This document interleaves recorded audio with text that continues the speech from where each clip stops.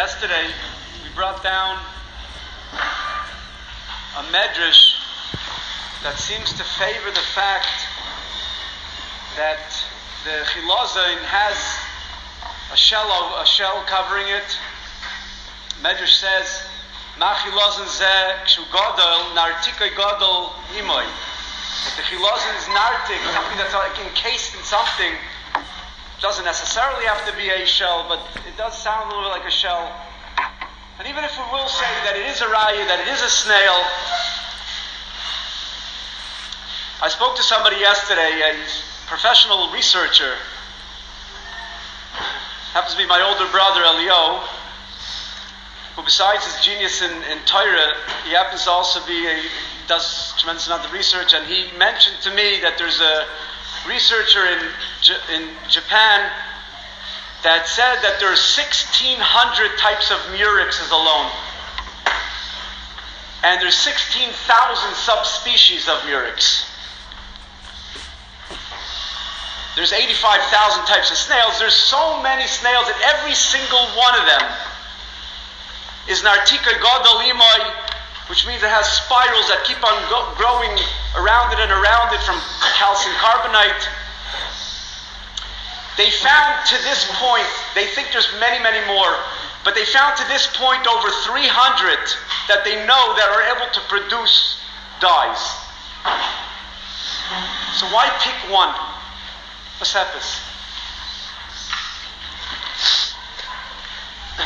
They say, those who favor the miracle, they say that off the shores of Eretz Yisrael, it's impossible. They're never going to find anything that they're not aware of.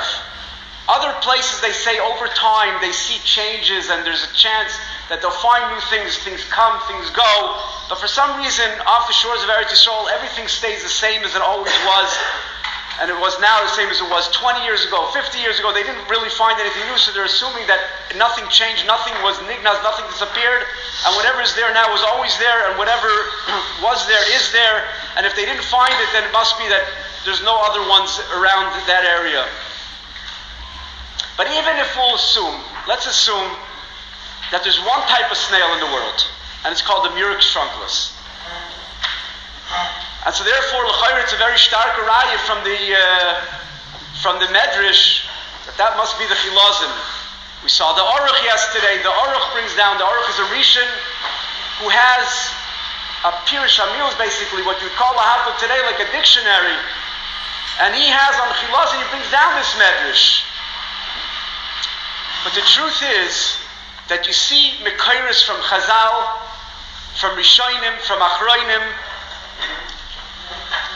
Very important yesod when it comes to the types of chilozon. Chilozon is not a specific type of a ocean creature, of a water creature. It's not a specific min. It's a very general type of a word. It has like an umbrella. The mashal they give that the word oif. Oif could mean an array of many things. An oif means a chicken. An oif could be an ostrich. An oif could mean the birds that we see flying, which to us that's oifus. It could mean a bat. It could be so many things. I just imagine they forget the word oif, and years later, somebody finds a chicken and it stims a little bit with the word oif. Somebody says, no, that can't be, because there's a medrash that says, ma oif peireach ba'avir. Chicken can't fly in the avir. It must be that it's not. It's disqualified. Avada, that's not.